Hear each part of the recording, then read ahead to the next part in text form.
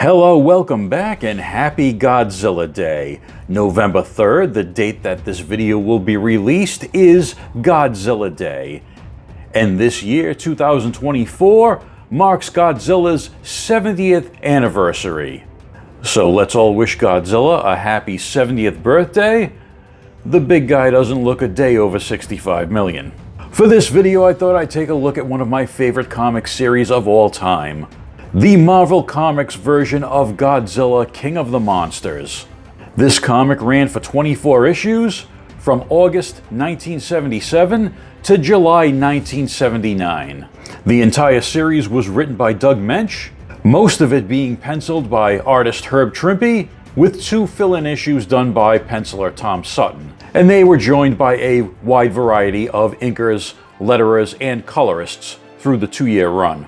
In the letters column of that first issue, titled Godzillograms, editor Archie Goodwin takes credit for finally brokering a deal between Marvel and Toho Studios to bring Godzilla to America, and also lays out the overall plan for their version of Godzilla. This version of Godzilla was set within the Marvel universe of superheroes that we've all come to know, with his appearance changed from the original films to make him fit better within the comic book format. Marvel's Godzilla series has only been reprinted twice. The first time was back in 2006, when Marvel published an Essential volume containing the entire series. Marvel's Essential series were black and white reprints done on inexpensive paper.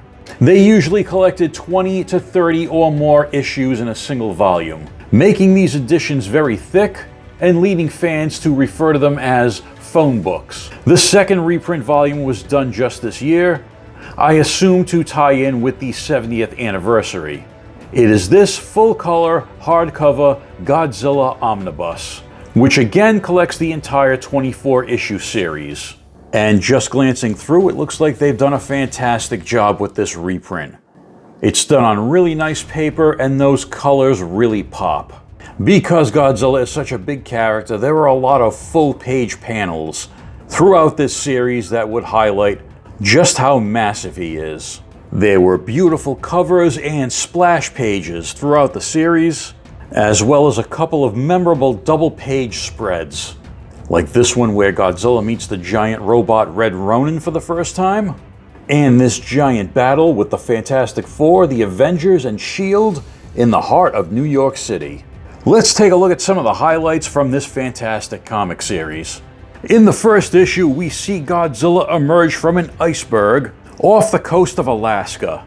Presumably, he was somehow trapped in that iceberg and traveled across the Pacific from Japan to North America. We also immediately see that this is not the Godzilla we knew from the Toho films of the late 1960s and early 1970s. In those films, Godzilla had become somewhat of a superhero as he defended the Earth from different monsters and alien invaders. But Marvel's Godzilla was back to being a destructive menace, more of a force of nature than a superhero. The first responders on the scene are S.H.I.E.L.D., the Supreme Headquarters International Espionage Law Enforcement Division, led by Nick Fury. After S.H.I.E.L.D.'s first encounter with Godzilla, Fury tasks his second-in-command, Dum-Dum Dugan, with finding a way to stop the giant creature's rampage. It is in this first issue where we establish the cast of recurring human characters that will appear throughout the series. Besides Dum-Dum Dugan, we have S.H.I.E.L.D. agents Jimmy Woo and Gabe Jones. We also have 3 new characters that have followed Godzilla from Japan: Dr. Yuriko Takaguchi, his grandson Robert, and his assistant Tamara Hashioka. Godzilla's origin was somewhat changed from film to Marvel Comics. It was said that the nuclear blast that woke him was not solely an American experiment, but performed by an international coalition that included Japan. Dr. Takaguchi was part of that experiment and was stationed on the first ship that Godzilla attacked after he emerged from the blast. That attack left Dr. Takaguchi as the only survivor, and after that he dedicated himself to finding a way to stop Godzilla. Throughout the series, Dum-Dum Dugan was always trying to find new methods to stop Godzilla's rampage. As a result, Godzilla became the white whale to to Dugan's Captain Ahab, although Dugan's attitude toward Godzilla did soften as the series went on. Even though Godzilla appeared in a universe of superheroes, S.H.I.E.L.D. were chosen as the recurring antagonists of the series. Reason being that if Godzilla was to have his own series, that meant he'd have to remain loose during the course of that series. If he were constantly battling superheroes, that meant that he'd have to continually beat them, and Marvel didn't want their superheroes to look weak. So Dum-Dum and S.H.I.E.L.D. were chosen as the fall guys. Not encountering superheroes on a regular basis did seem a bit silly after a while, but I'll talk on that more later. After a second issue stop-off in Seattle, Washington to menace the famous Space Needle, Godzilla wound up in San Francisco, California, where he encountered his first Marvel superhero group, the Champions. Back in the 70s, Marvel was throwing anything to the wall to see what would stick, and that included different superhero teams. One of those teams was the Champions, a West Coast-based superhero group made up of sometime Avengers Hercules and Black Widow, former X-Men Angel and Iceman, and for some reason, Ghost Rider. Unfortunately, Ghost Rider does not appear in this issue. I would have liked to have seen how Ghost Rider would deal with Godzilla. But when Godzilla emerges near San Fran, the other four champions, Hercules, Black Widow, Angel, and Iceman, head from LA to San Francisco. Of course, also in pursuit is S.H.I.E.L.D. in one of their famous helicarriers.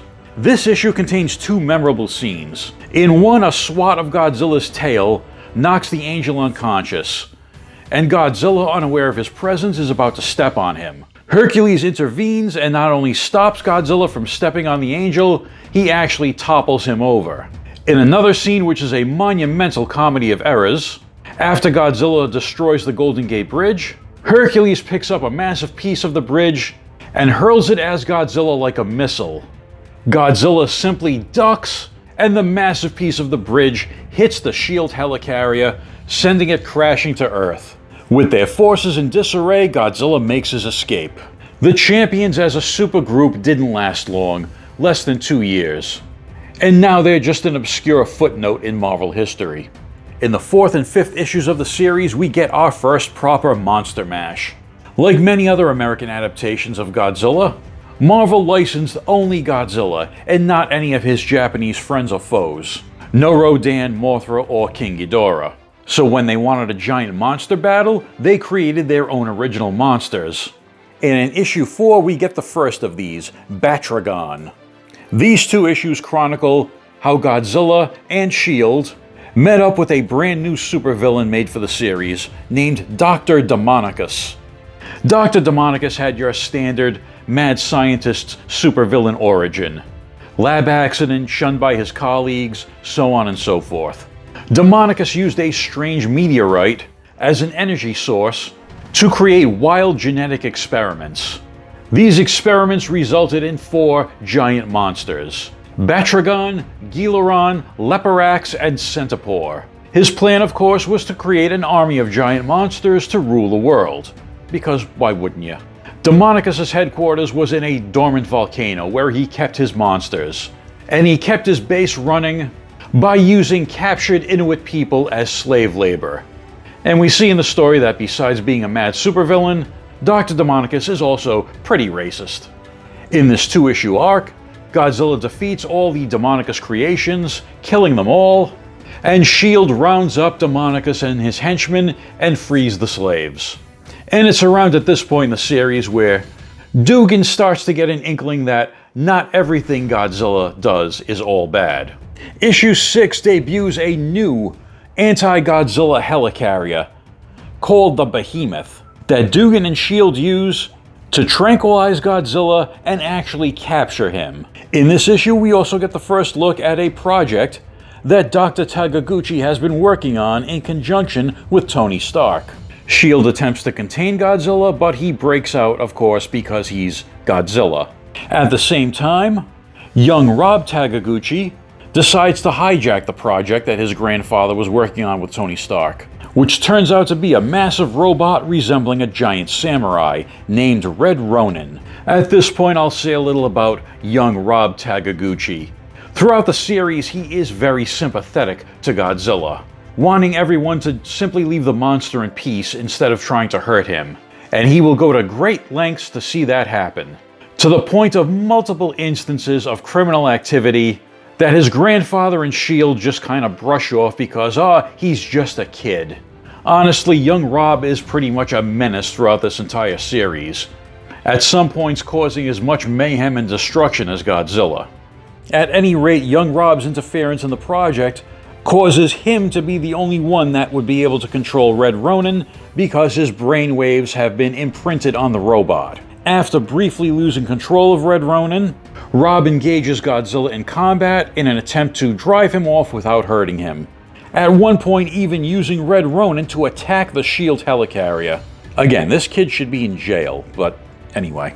Eventually, Rob does use Red Ronin to convince Godzilla to leave in peace. Issue 9 is mostly a filler story where Godzilla invades Las Vegas, doing a fair bit of destruction to Sin City. But starting in issue 10, we get 5 straight months of giant monster action. This starts with Godzilla's battle against Yetragar, an ancient Sasquatch-like creature who was freed from frozen ice and mutated to giant size thanks to good old 1970s Marvel radiation. Godzilla and Yetragar do battle in the Grand Canyon, with Rob and Red Ronin intervening in the latter part of their fight, with the giant robot seemingly killing Yetragar in order to protect Godzilla. But it's a comic book, he gets better later on, don't worry. After that, starting in issue 12, Godzilla gets embroiled in an intergalactic war between 2 races of aliens called the Betas and the Megans. These 2 races have been at war for centuries, using giant monsters from alien planets to do battle with each other. The Megans have decided to create a beachhead on Earth, and have sent 3 of their giant mega monsters to conquer the planet. The Betans then recruit Godzilla to battle against their ancient enemies and defend the Earth. The battle takes place in Salt Lake City, Utah, with Godzilla, Red Ronin, and S.H.I.E.L.D. battling the 3 giant monsters: Triax, Krolar, and Rian. During the battle, Red Ronin attempts to battle Rian, a giant monster with a huge helicopter blade tail. Unfortunately, Rob miscalculates and Rian decapitates Red Ronin, taking the giant robot out of the fight for the remainder of the series.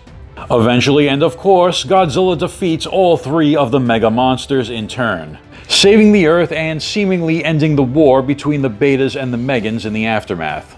Issue 16 is sort of another fill-in issue where Godzilla battles cowboys. The less said about that, the better. But issue 17 begins the ramp up to the end of the series, where Godzilla meets even more Marvel characters than ever before. In that issue, S.H.I.E.L.D. gets the bright idea to borrow some shrinking gas from Dr. Henry Pym, aka the original Ant-Man, and successfully uses that shrinking gas to reduce Godzilla down to the size of a mouse. In a comical scene, they eventually manage to capture Godzilla with a net and put him in a little cage.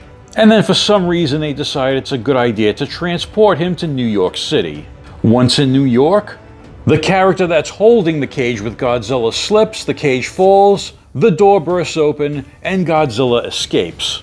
Some of that happened in part, once again due to the interference of young Rob, the kid that should have been locked up 10 issues ago.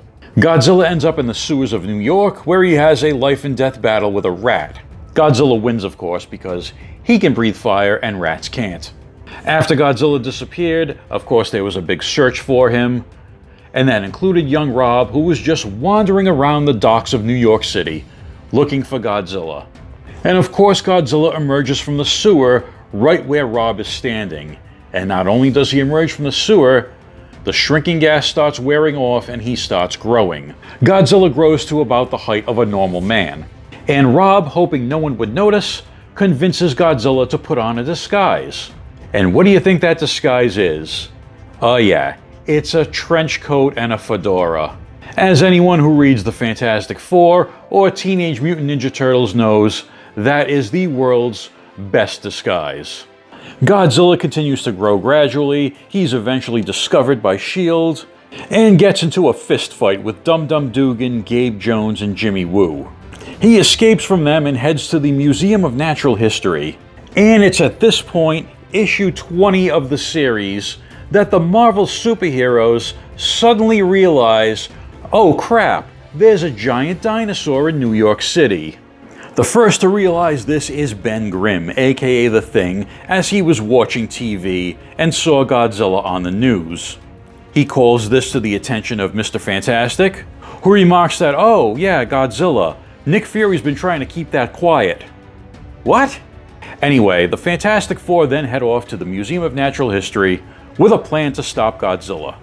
There's a fight at the museum which ends with Godzilla falling into a tank of live sharks that just happens to be on exhibit at the Museum of Natural History.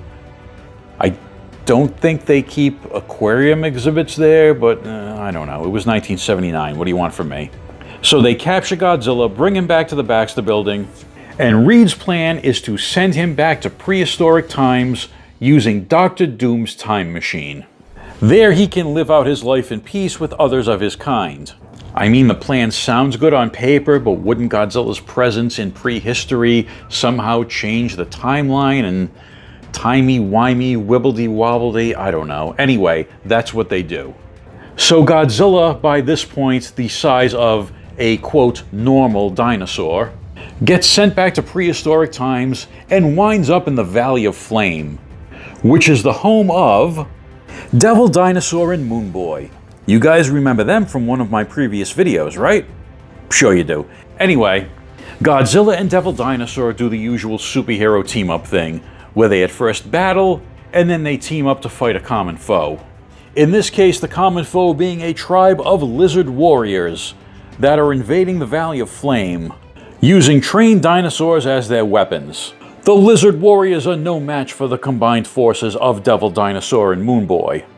Meanwhile, back in the present, there is a strange energy in the Baxter Building. It seems that Godzilla's radiation has reacted adversely with Dr. Doom's time machine, because that's how science works. In the past, after the defeat of the lizard warriors, Godzilla begins to grow to his normal size.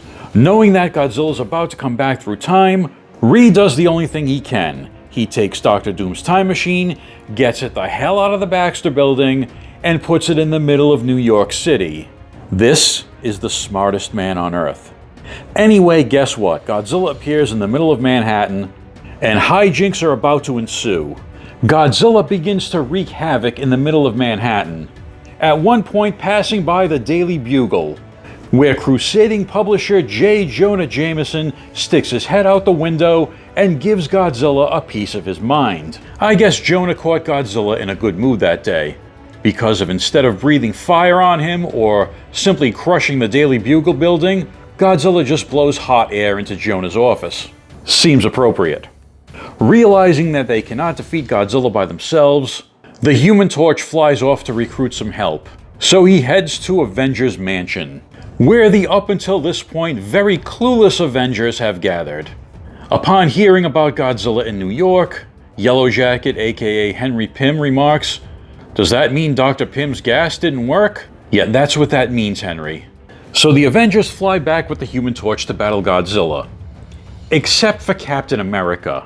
Cap says that he needs to stay at the mansion and monitor things, in case someone needs help outside of Manhattan. Really, Cap?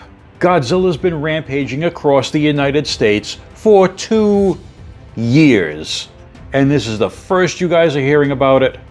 Hate to tell you guys, but Avengers in the 1970s were kinda dumb.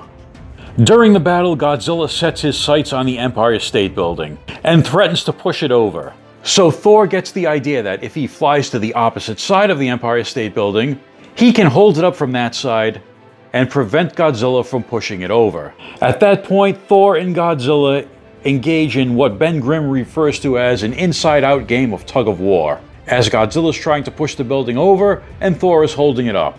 Obviously, real-world physics do not come into play here, because that building simply would have been crushed under the pressure coming from both sides. But Thor manages to do the job, with Godzilla's attack resulting in only a few cracks in the building's facade. The Fantastic Four, Avengers, and S.H.I.E.L.D. engage in a last-ditch effort to stop Godzilla's rampage, but to no avail. That is, until young Rob Tagaguchi steps up. He pleads with Godzilla to stop his rampage and go peacefully back into his ocean home. Godzilla picks up young Rob, looks at him curiously, puts him back down, and leaves. On his way back to the sea, Spider-Man finally shows up, snaps a picture for the Bugle, and says, "Oops, appears I'm a little late to crash this party." Yeah, you kinda are, Spidey. And that is the end of Marvel's Godzilla series. The last panel of the book reads, "But there will be no harsh words for young Rob Tagaguchi this night, and he will not be alone. After all, he has led them." No, he hasn't led them. He's caused chaos throughout the entire series. Anyway, that's how Godzilla ends, and that's how he exits the Marvel Universe. Kind of. Marvel's Godzilla series ended in 1979 because Toho requested an increase in the licensing fee, and Marvel didn't want to pay it. So they simply ended the series. Godzilla was one of several licensed series that took place within the Marvel Universe. A list that includes ROM, Micronauts, and Shogun Warriors. But even when Marvel loses a license, they do manage to find some creative ways to bring those characters back into the Marvel Universe. In the case of Godzilla, he reappeared in 1985 in Iron Man issue number 193. In this issue, the West Coast Avengers encounter Dr. Demonicus, the villain that was introduced in Godzilla issue number 4.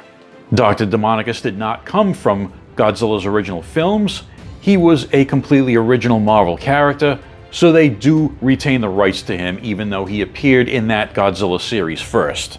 In that issue, Dr. Demonicus menaces the West Coast Avengers with a giant monster, which is heavily implied to be Marvel's Godzilla.